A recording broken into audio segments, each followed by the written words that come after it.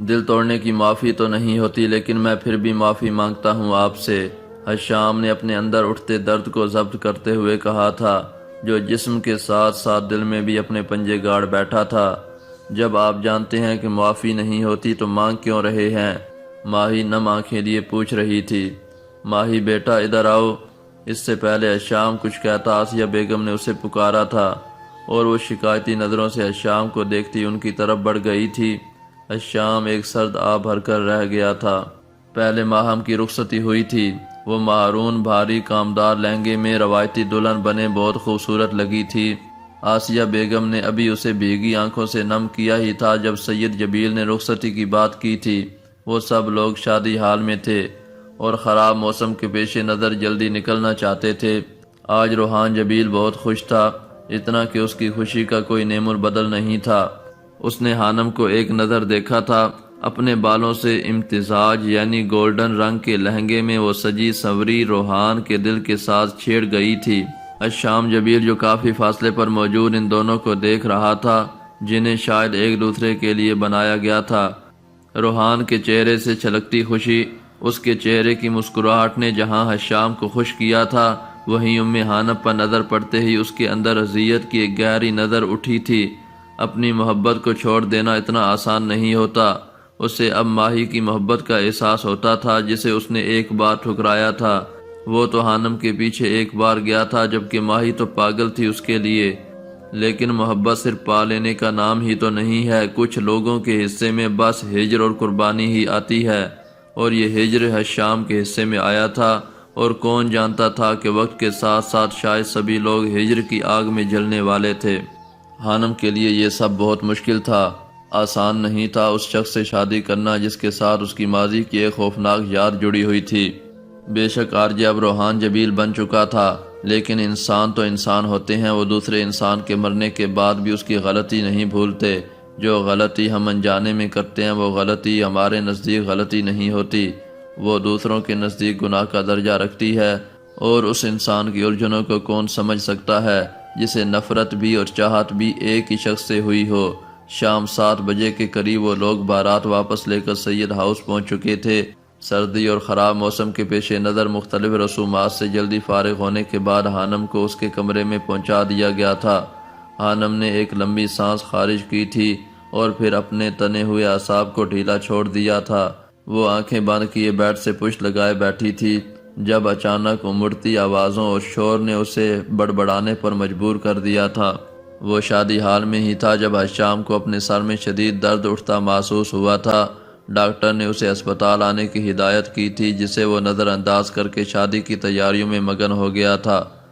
بارات سے واپسی پر حشام کو اپنے ہاتھوں اور پیروں کی جان نکلتی محسوس ہوئی تھی۔ اس کے پورے جسم میں شدید درد تھا، وہ نہ جانے کیسے ضبط کیے ہوئے تھا۔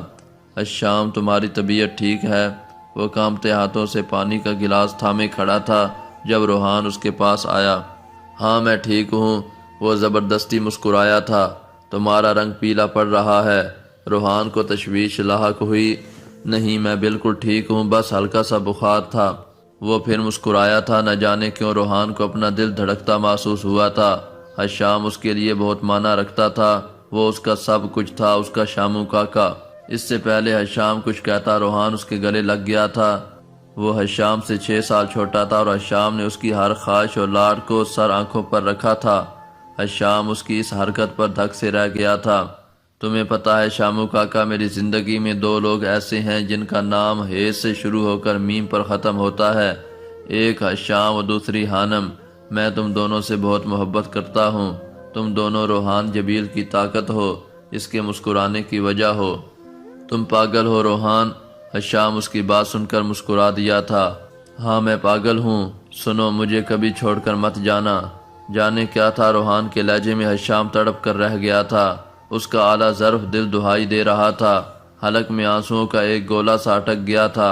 حشام نے اپنے دائیں ہاتھ سے روحان کے بالوں کو سہلایا تھا۔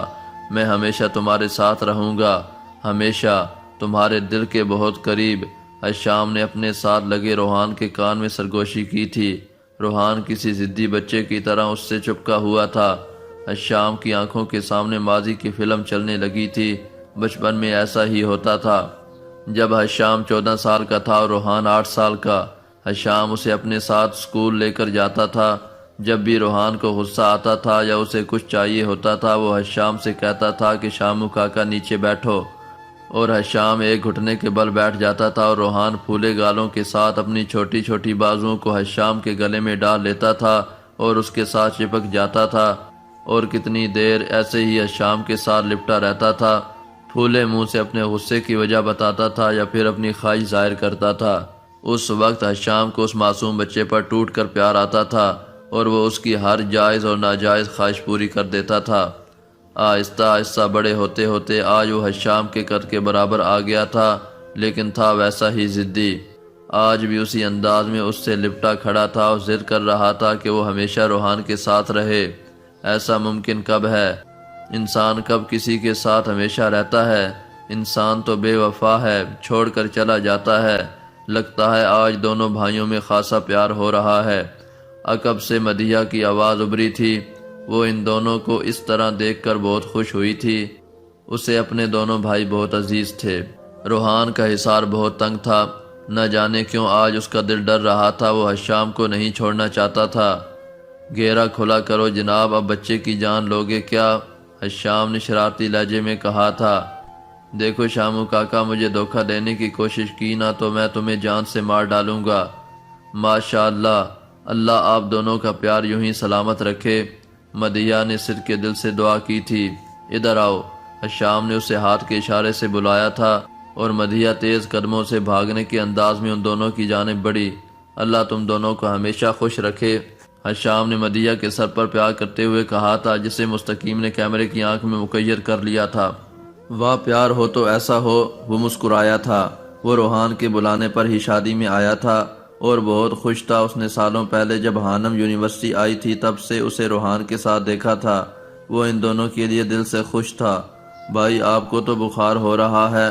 مدیحہ کو احساس ہو گیا تھا حشام کا جسم تیز بخار میں پھنک رہا تھا۔ ارے نہیں تو ایسی کوئی بات نہیں، دکھاؤ ادھر۔ روحان نے اس کی پیشانی کو چھو کر دیکھا تھا۔ ہاں تمہیں واقعی بہت بخار ہے۔ روحان پریشان ہوا تھا۔ نہیں تم لوگوں کو غلط فہمی ہو رہی ہے، ایسا کچھ نہیں ہے۔ حشام نے ٹالنا چاہا تھا۔ بھائی میں ڈاکٹر ہوں، آپ مجھ سے جھوٹ نہیں بول سکتے، آپ کو واقعی بہت تیز بخار ہے، مدیحہ خف کے لیے کہہ رہی تھی۔ چلے اندر، میں آپ کو دوا دیتی ہوں اور چائے بھی، مدیحہ نے اس کا ہاتھ کھینچتے ہوئے کہا تھا۔ وہ تینوں اسے کچن کے بائیں لاؤنج میں لے آئے تھے۔ وہ اسے صوفے پر بٹھا چکے تھے۔ حشام کی رنگت اب نیلی پڑ رہی تھی۔ بھائی آپ ٹھیک تو ہے نا؟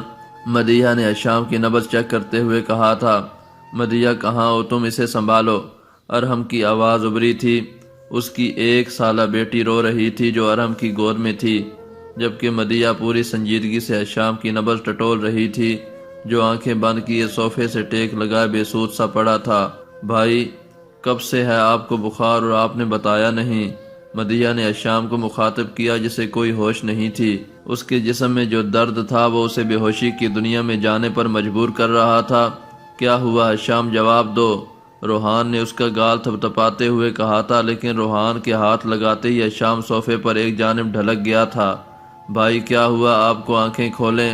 حشام آنکھیں کھولو۔ ہر طرف چیخو پکار تھی۔ حشام نے چیخوں کی آواز سن کر آنکھیں کھولنے کی کوشش کی تھی، لیکن وہ نہیں کر پایا تھا۔ تیز ابھرتا شور مدم ہوا تھا اور پھر ایک گہری خاموشی چھا گئی تھی۔ شور کی آواز ہانم کی سماعت سے ٹکرا رہی تھی۔ یا اللہ خیر! وہ اپنا بھاری بھرکم لہنگا سنبھالتے ہوئے بیڈ سے نیچے اتری تھی۔ ابھی وہ کمرے کے دروازے تک نہیں پہنچی تھی جب اچانک دروازہ کھلا اور ملازمہ اندر داخل ہوئی۔ اس کے ہاتھ میں کھانے کی ٹرے تھی۔ کیا ہوا ہے؟ یہ آوازیں کس چیز کی ہیں؟ سب ٹھیک تو ہے نا؟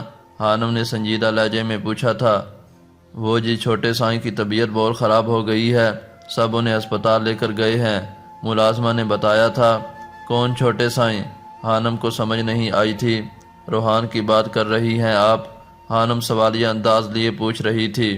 نہیں جی، میں حشام سائیں کی بات کر رہی ہوں۔ ملازمہ کی بات سن کر ہانم سن سی رہ گئی تھی۔ اسے نہیں پتا تھا کہ حشام کو کیا ہوا تھا۔ بی جان کہاں ہیں؟ وہ جی نیچے ہیں، باقی سب ہسپتال چلے گئے ہیں۔ ملازمہ کو ہانم سے ہمدردی ہوئی تھی، اس کی شادی کے دن اتنی بڑی پریشانی آ گئی تھی۔ اچھا ٹھیک ہے، آپ جائیں، میں آتی ہوں۔ خانم نے اپنے بھاری دوپٹے کو سر سے آزاد کرانے کی کوشش کرتے ہوئے کہا تھا۔ اسے حالات کا کچھ اندازہ ہو رہا تھا۔ جی اچھا۔ ملازمہ سر کو ہلاتی جا چکی تھی، جبکہ پیچھے خانم کے ہاتھ کانپ رہے تھے۔ اس کا نازک سا دل تیزی سے دھڑک رہا تھا۔ تقریباً 20 منٹ بعد وہ سادہ سے حلیے میں لاؤنج میں بی جان کے پاس بیٹھی تھی۔ بی جان کافی پریشان نظر آ رہی تھیں۔ ان کا جوان بیٹا جو بے ہوش ہو چکا تھا اور وجہ بھی نہیں معلوم تھی۔ بی جان کے دل میں 100 طرح کے وسوسے سر ابھار رہے تھے، جنہیں وہ جھٹکتی دعا مانگنے میں مشغول تھیں۔ بی جان پریشان نہ ہو، انشاءاللہ سب ٹھیک ہوگا، خانم نے بی جان کا ہاتھ دباتے ہوئے کہا تھا۔ انشاءاللہ۔ بی جان اپنے آنسو ضبط کر رہی تھیں۔ بیٹا تم نے دلہن کا جوڑا کیوں اتار دیا؟ پہنے رہتی، بلکہ آرام کرو اپنے کمرے میں، سب ٹھیک ہوگا۔ بی جان کچھ سنبھلیں تو خانم کو اس حلیے میں دیکھ کر پیار سے کہا، کوئی بات نہیں بی جان، میں ادھر ہی ٹھیک ہوں۔ خانم نے تسلی دی تھی۔ پورا گھر دلہن کی طرح سجا ہوا تھا۔ غلام دین شاہ، بیٹے کو فون ملاؤ اور پتہ کرو حشام کیسا ہے اب۔ بی جان نے اپنے برسوں پرانے ملازم سے کہا تھا، جو سر جھکائے ایک جانب کھڑا تھا۔ جی بی جان، ابھی کرتا ہوں۔ غلام دین نے حکم کی پیروی کی تھی۔ بی جان جو ایک بلند حوصلہ خاتون تھیں، صبر کیے بیٹھی تھیں۔ ایک ہی پل میں سب بدل گیا تھا۔ خوشیوں والے گھر میں اب ایک گہری خوفناک خاموشی چھائی تھی۔ روحان کا دماغ سائیں سائیں کر رہا تھا۔ وہ ہسپتال کی راہداری میں کھڑا تھا۔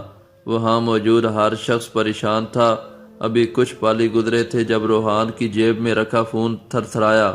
یہ حشام کا موبائل تھا، جسے وہ آتے ہوئے بے دہانی میں صوفے سے اٹھا لایا تھا۔ کسی ڈاکٹر راہیل کی کال تھی۔ روحان نے خشک پڑتے لبوں پر زبان پھیرتے ہوئے فون اٹھایا تھا۔ مسٹر جبیل، آپ آج پھر نہیں ہاسپٹل آئے؟ آپ جانتے ہیں آپ کی جان کو کتنا خطرہ ہے، اور نہ آپ اپنی رپورٹس لائے ہیں جو میں نے آپ کو کہا تھا۔ کسی مرد کی آواز ابھری تھی، جسے سن کر روحان گنگ رہ گیا تھا۔ ڈاکٹر راہیل، روحان کانپتی آواز میں بولا تھا۔ یس، دوسری جانب سے کہا گیا تھا۔ میں روحان جبیل ہوں، حشام جبیل کا بھائی۔ روحان خود پر ضبط کرتے راہداری سے نکل آیا تھا۔ باہر بارش ہو رہی تھی، جو ابھی ہلکی تھی۔ موسم خراب ہونے کی وجہ سے کبھی کبھی ڈاکٹر راہیل کی آواز مدھم ہو جاتی تھی۔ روحان اب پارکنگ ایریا میں آ گیا تھا۔ ڈاکٹر راہیل اس سے کچھ کہہ رہا تھا، جسے فق ہوتے چہرے کے ساتھ روحان سن رہا تھا، اور پھر فون بند کر کے وہ گاڑی نکالنے کے بعد تیز رفتاری سے اسے بھگاتے ہوئے گھر کی جانب جا رہا تھا۔ بی جان کوئی بھی فون نہیں اٹھا رہا۔ غلام دین نے اطلاع دی، یا اللہ رحم کر میرے مالک۔ باہر بادروں کی گرجنے کی زوردار آواز گونجی تھی۔ بی جان کا دل کانپ کر رہ گیا تھا۔ خانم خود معاف ہوتے ذہن کے ساتھ بیٹھی تھی۔ پریشانی اس کے چہرے سے جھلک رہی تھی۔ 10 منٹ بعد پورچ میں گاڑی رکنے کی آواز آئی تھی۔ غلام دین باہر کی طرف بھاگا تھا۔ کیسے ہیں حشام بابا اب؟ غلام دین بھیگے کپڑوں کے ساتھ اندر آتے روحان سے پوچھ رہا تھا، جبکہ روحان انسنی کرتا حشام کے کمرے کی جانب بھاگا تھا۔ ساتھ ساتھ وہ گیلی ہو چکی شیروانی کے بٹن کھول رہا تھا۔ روحان کو دیکھ کر خانم کو تھوڑا حوصلہ ہوا تھا، لیکن وہ جس انداز میں حشام کے کمرے کی جانب بڑھا تھا، خانم کو تشویش ہوئی تھی۔ 5 منٹ بعد وہ ایک فائل سمیت کمرے سے باہر نکلا تھا۔ شاہ بیٹا، حشام کیسا ہے؟ بی جان نے پوچھا تھا۔ وہ ٹھیک ہے بی جان، آپ دعا کریں۔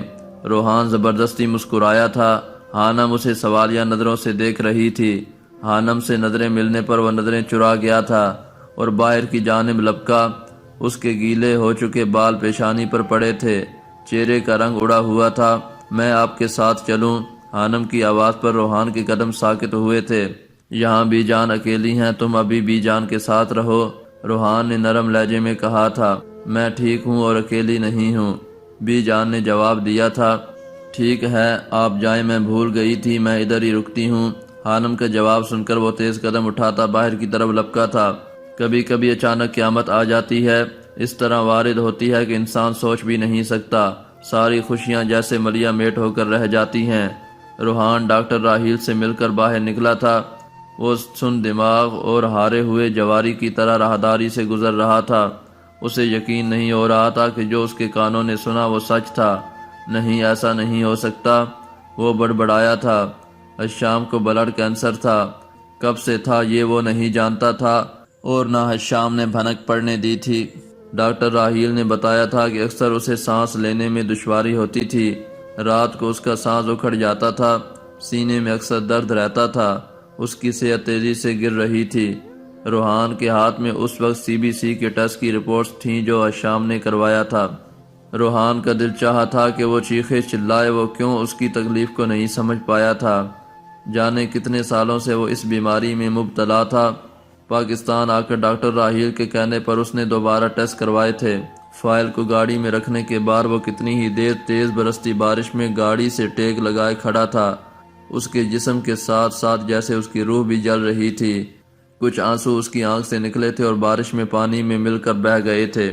خانم نے فون کر کے حمدان صاحب کو سب بتا دیا تھا۔ کچھ ہی دیر میں وہ سب لوگ گھر آ گئے تھے۔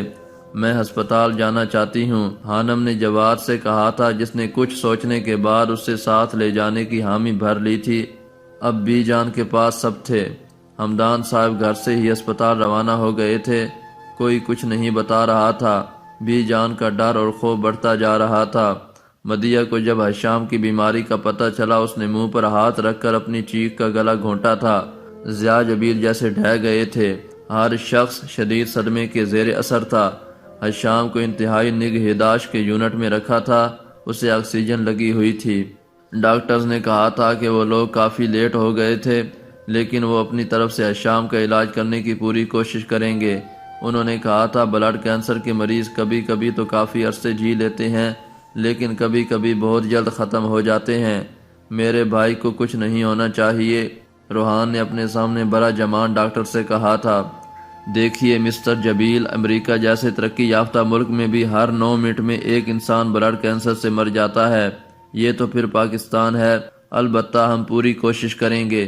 ڈاکٹر کی بات پر روحان بس انہیں دیکھ کر رہ گیا تھا۔ پورے جبیل خاندان میں خوف و ہراس پھیل گیا تھا۔ ماہی کو اپنا آپ ختم ہوتا محسوس ہوا تھا۔ اسے یقین نہیں ہو رہا تھا۔ وہ بنا پانی کی مچھلی کی طرح تڑپ رہی تھی۔ اسے سمجھ نہیں آ رہا تھا کہ وہ جذبات و احساسات کو کس سے بیان کرے۔ وہ اندر ہی اندر رو رہی تھی، خاک ہو رہی تھی۔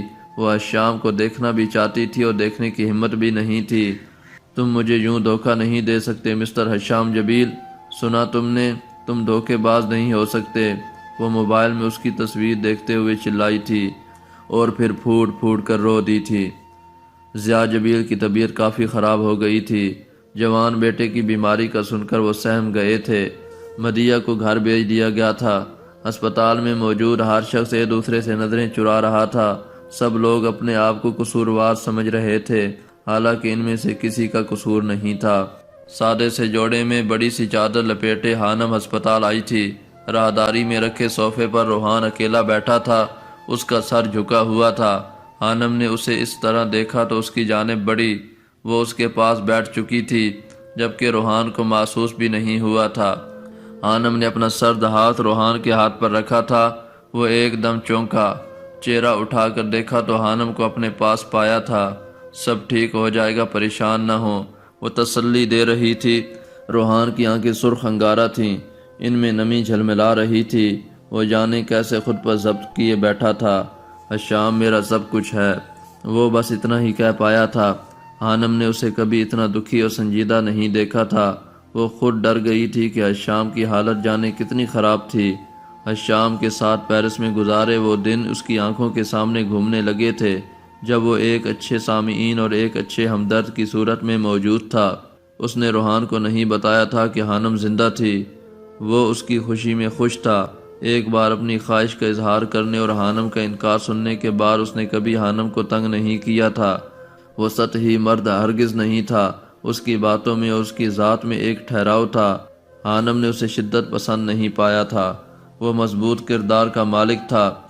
جانے اللہ نے اسے کس مٹی سے بنایا تھا کہ کبھی کوئی شکوہ نہیں کیا تھا۔ اس نے ہمیشہ روحان کا ساتھ دیا تھا۔ خانم نے آنکھیں بند کر کے صوفے سے ٹیک لگا لیا تھا۔ اس کا ہاتھ ابھی تک روحان کے ہاتھ میں تھا۔ روحان کو اس کے ہاتھ کا سرد پن محسوس ہوا تھا، جو ٹھنڈ اور موسم کی وجہ سے تھا۔ اس نے اپنے دونوں ہاتھوں میں خانم کا نازک ہاتھ دبا لیا تھا۔ وجہ اپنے گرم ہاتھوں سے اس کے سرد پڑتے ہاتھ کو گرمائش پہنچانا تھا۔ بارش میں بھیگی رات آہستہ آہستہ سرکنے لگی تھی۔ اگلے دن شام کے وقت حشام کو ہوش آیا تھا۔ بی جان بھی ہسپتال میں موجود تھیں۔ وہ تھوڑی تھوڑی دیر سب سے ملا تھا، اس سے بولا نہیں جا رہا تھا لیکن پھر بھی حوصلے پر تھا۔ مجھے یقین نہیں ہوتا کہ شامو کاکا مجھے دھوکہ دے سکتا ہے۔ روحان نے شکوہ کیا تھا۔ حشام مسکرا دیا تھا، پھیکی سی مسکراہٹ۔ میں حانم سے ضروری بات کرنا چاہتا ہوں۔ حشام نے اپنی خواہش ظاہر کی تھی۔ روحان نے اس بات میں سر ہلا دیا تھا۔ حانم اس کی خواہش کا سن کر حیران رہ گئی تھی۔ رات بھر جاگنے کی وجہ سے اس کی آنکھوں میں گلابی پن ابھر آیا تھا۔ وہ کافی تھکی ہوئی محسوس ہو رہی تھی۔ وہ کانپتے قدموں سے کمرے میں داخل ہوئی تھی۔ حشام کو اس طرح بستر پر لیٹے دیکھ کر حانم کو دکھ ہوا تھا۔ ڈاکٹر نہ جانے کن کن ٹیسٹوں کے لیے اس کی رگوں سے خون نکال رہے تھے۔ حانم کو اپنے سامنے دیکھ کر حشام کی آنکھوں میں ایک دم چمک ابھری تھی۔ وہ ہلکا سا مسکرایا تھا، ساحروں والی مسکراہٹ۔ حانم اس کے بیڈ سے کچھ فاصلے پر رکھی کرسی پر بیٹھ چکی تھی۔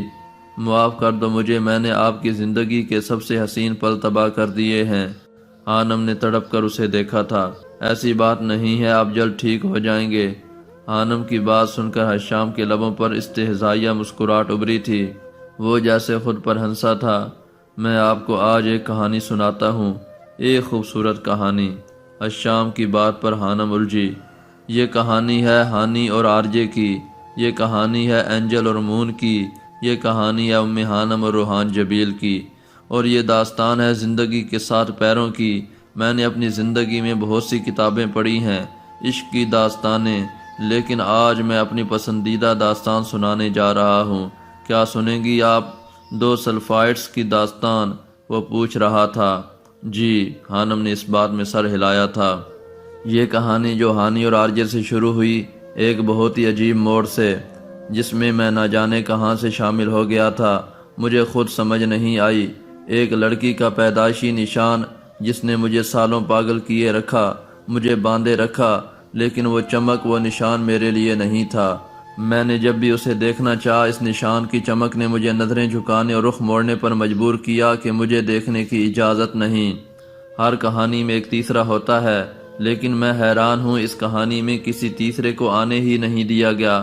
جب مکی نے آنے کی کوشش کی تو آرجے موجود تھا، جب میڈی نے آنے کی کوشش کی تو مون موجود تھا، جب حشام نے آنا چاہا تو روحان جبیل دیوار بن کر کھڑا تھا۔ کسی تیسرے کو آنے ہی نہیں دیا گیا۔ 2 لوگوں نے ایک دوسرے سے نفرت کی اور پھر محبت بھی۔ نہ کوئی تیسرا ان لوگوں کو بدظن کر سکا اور نہ ہی ملا سکا۔ آپ کو لگتا ہے کہ آرجے نے آپ کے ساتھ غلط کیا تھا، لیکن اگر وہ ایسا نہیں کرتا تو کیا ہوتا؟ کیا وہ کبھی آرجے سے روحان جبیل تک کا سفر طے کر پاتا؟ اللہ کچھ بندوں کو چن لیتا ہے جنہیں آزمایا جاتا ہے، اور انہی کے ذریعے دوسروں کو امتحان میں ڈالا جاتا ہے۔ آپ کو لگتا ہے کہ آپ کے ساتھ برا ہوا؟ کیا کبھی آپ نے سوچا ہے کہ اگر ایسا نہ ہوتا تو کیا ہوتا؟ اگر اللہ نے کسی اور کو چن لیا ہوتا تو کیا آج آپ کو روحان ملتا؟ یقیناً نہیں، اسی لڑکی کو ملتا جسے اس کرب سے گزارا جاتا۔ آپ خوش نصیب ہیں ام حانم، آپ کو آزمایا گیا، اور آزمائش اللہ اپنے پسندیدہ بندوں کی ہی کرتا ہے۔ جو آرجے نے کیا وہ ایک سلفائٹ کی طرف سے فطری عمل تھا۔ وہ ہمیشہ کہتا تھا کہ انسان کو شدت پسند ہونا چاہیے۔ امریکہ میں اس کا سکول ٹیچر تھا جو کہتا تھا کہ فیل ہو جاؤ یا ٹاپ کر جاؤ، یہ پاس ہونے والے لوگ مجھے پسند نہیں، اور یہ شدت پسندی اس کی شخصیت کا خاصہ بن گئی۔ وہ مکی والی بات جان کر 2 طرح سے ہی رد عمل کا اظہار کر سکتا تھا۔ وہ ایک سلفائٹ ہے جو یا تو بالکل خاموش رہتا، اسے فرق ہی نہیں پڑتا، اور نمبر 2 ویسا ہی کرتا جیسا آرجے نے کیا تھا۔ وہ عام لوگوں کی طرح نہیں تھا جو تھوڑا غصہ کرتا، ناراض ہوتا یا پھر مان جاتا۔ اس نے وہی کیا جو اس کی فطرت میں تھا، جو ہمارے نزدیک گناہ ہے۔ حانم غور سے اسے سن رہی تھی۔ پانی۔ حشام کا گلا خشک ہو چکا تھا۔ حانم نے اٹھ کر اسے گلاس میں پانی ڈال کر دیا۔ حشام نے گھونٹ گھونٹ پیا تھا۔ مجھے لگتا تھا کہ وہ صرف ام حانم سے معافی مانگنا چاہتا ہے۔ اس کی محبت کا اندازہ بعد میں ہوا۔